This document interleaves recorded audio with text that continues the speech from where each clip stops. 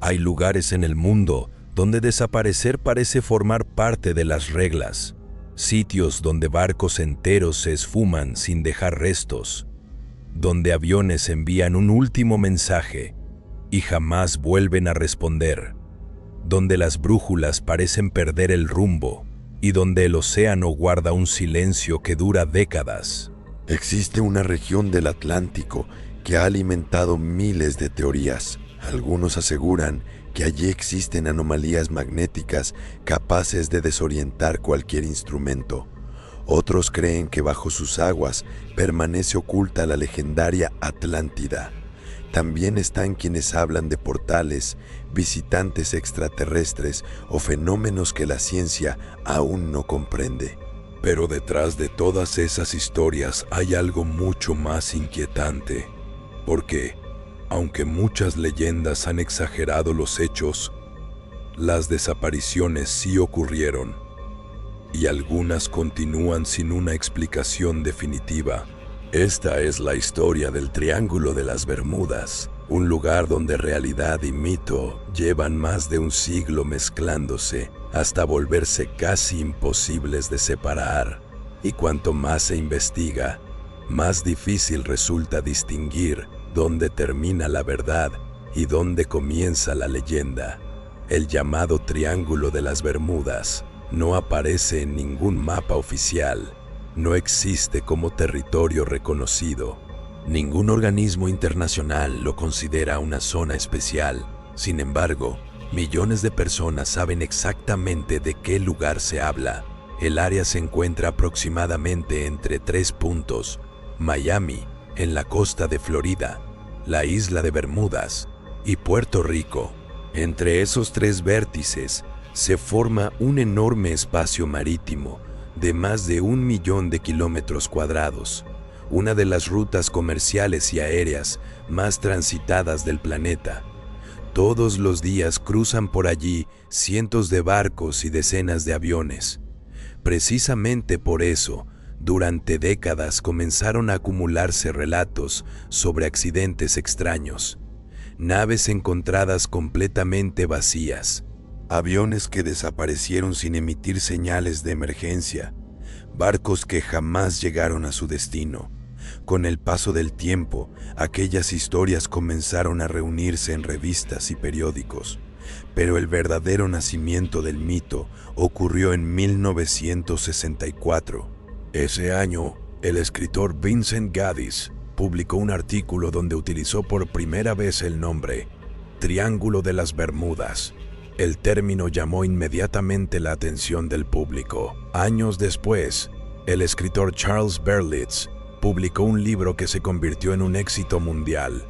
En sus páginas recopiló decenas de desapariciones y propuso explicaciones extraordinarias. Atlántida, energías desconocidas, civilizaciones perdidas. El libro vendió millones de ejemplares y desde entonces el Triángulo de las Bermudas pasó a formar parte de la cultura popular.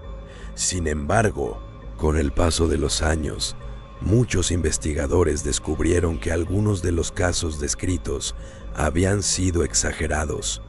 Otros incluso contenían errores importantes, pero también existían desapariciones completamente reales, casos que, aún hoy, siguen siendo motivo de debate.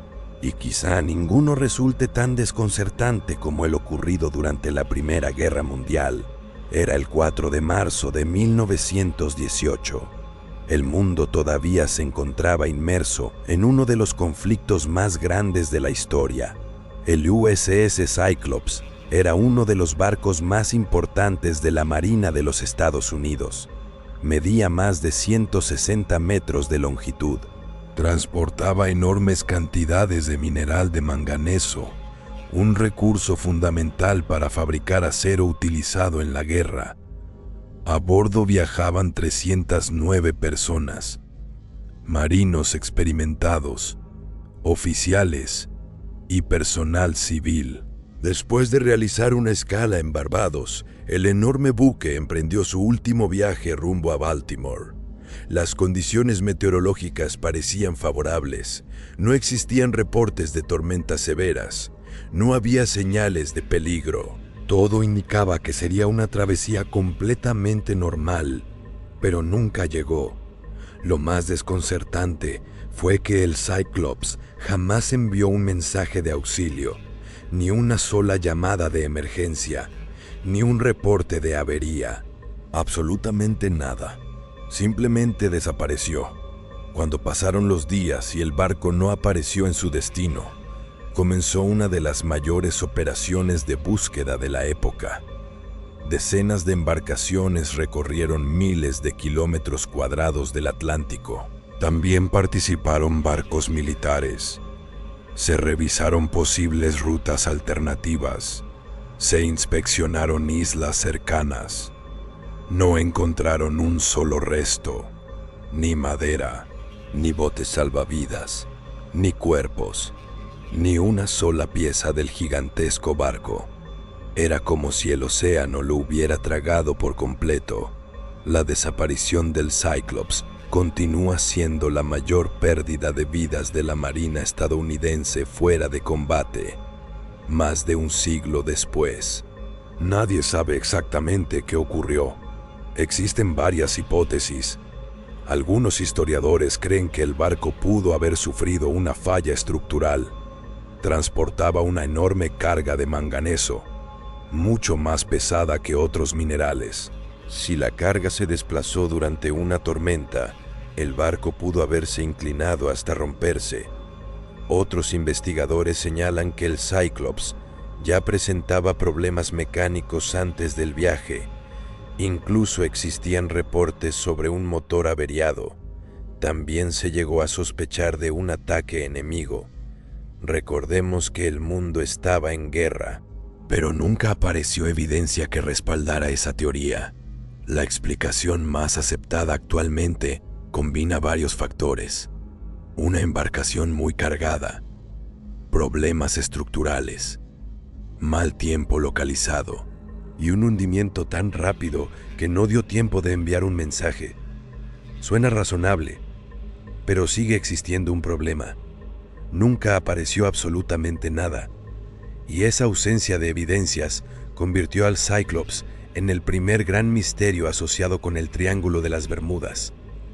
Aunque el verdadero caso que haría famosa a esta región todavía estaba por ocurrir.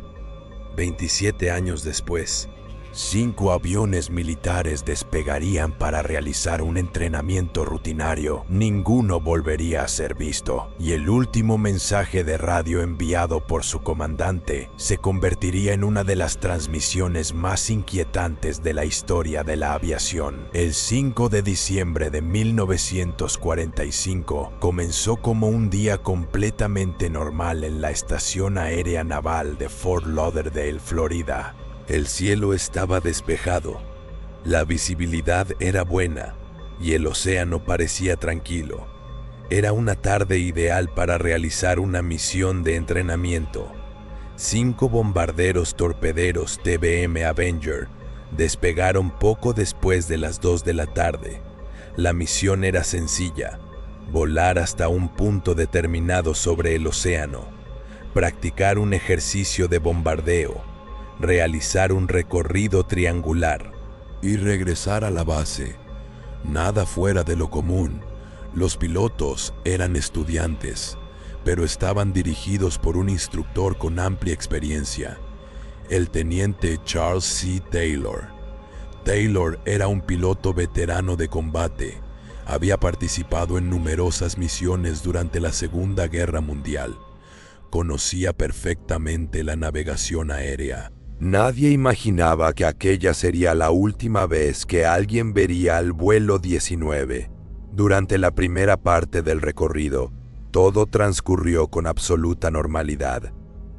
Los pilotos realizaron el ejercicio, completaron el lanzamiento de práctica y comenzaron el trayecto de regreso. Fue entonces cuando ocurrió algo inesperado.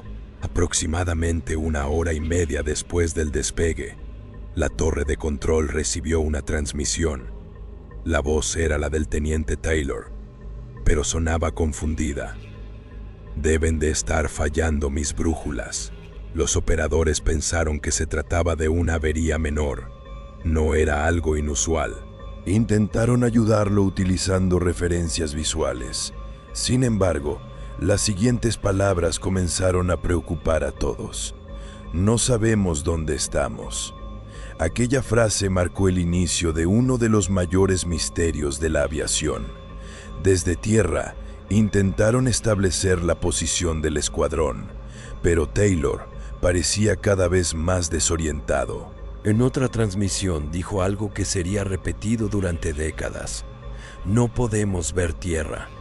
El océano se extendía en todas direcciones, y según él, nada coincidía con los mapas que tenía frente a él. Los controladores comenzaron a sospechar que el grupo había tomado un rumbo equivocado. Le indicaron girar hacia el oeste. Si realmente estaban al este de Florida, inevitablemente llegarían al continente. Pero Taylor dudaba.